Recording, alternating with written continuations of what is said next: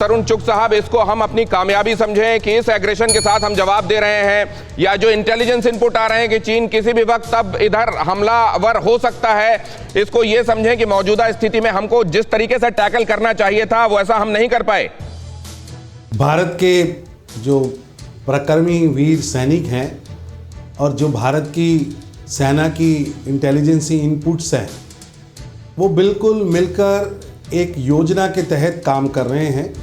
और उस योजना का सफलता का सबसे बड़ा उदाहरण है कि हमने 29-30 की रात को जो चाइना का षड्यंत्र था, उस षड्यंत्र को हमने निष्फल किया।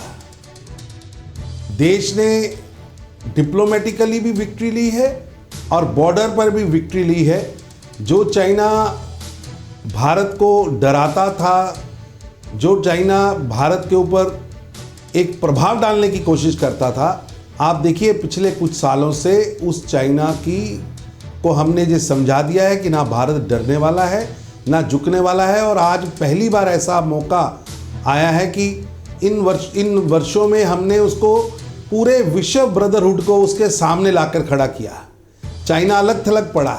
और मैं ये 29-30 की रात को जो भारत की सेना ने किया है, उसके लिए भारत की वीर सेना को सलूट करता हूँ। पूरा देश उनके साथ है। हमें पार्टीबाजी, राजनीतिक दल, इन सब से उठकर अपनी सेना के पराक्रम के साथ, अपनी सेना की शौर्य के साथ खड़े होना चाहिए। पूरा देश खड़ा हुआ है उनके शौर्य के साथ, और एक सुर में पूरा देश बात कर रहा है। लेकिन कहीं कोई बात ऐसी है क्या जिसकी तरफ अभी हमारा ध्यान भी जाना जरूरी है? और जाहिर है वो काम विपक्षी दल करते हैं ध्यान दिलाने का। कांग्रेस प्रवक्ता हमारे साथ मौजूद हैं, अभय दुबे। अभय दुबे, आप कोई बात इस समय उल्लेखित करना चाहते हैं क्या जो विशेष रूप से हमको ध्यान में रखना चाहिए?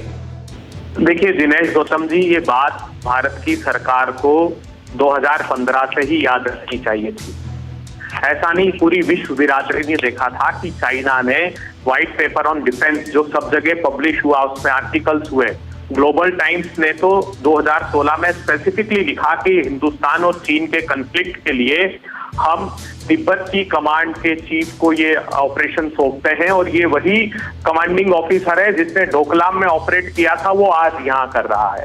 दुर्भाग्यपूर्ण बात यह है कि सिर्फ और सिर्फ भारत के प्रधानमंत्री जी इस बात को नहीं स्वीकारते हैं कि चीन भारत की सीमा में है। आप याद रखिए 5 अगस्त का वो दस्तावेज जिसने प्रमुखता से ये बात कही कि चीन की सेना भारत के हिस्से में कुग्रांग नाला में, हॉट स्प्रिंग्स में, पेगोंग त्सो में आज मौजूद है। और इससे भी ज्यादा गंभीर स्थिति वो है दिनेश गौतम जी कि वो डेप्सोंग में, दौलत बेग ओल्डी में, जहां वाई जंक्शन पे पेट्रोलिंग पॉइंट 10 और 13 का ब्लॉकेड है, क्योंकि उसकी निगाह दौलत बेग ओल्डी की एयर स्ट्रिप पर है।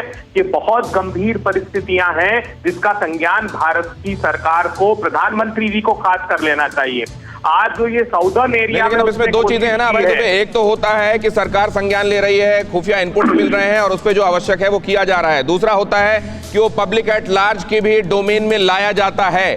फिक्र आपकी, सोमवार से शुक्रवार रात 9 बजे सिर्फ TV9 भारतवर्ष पर।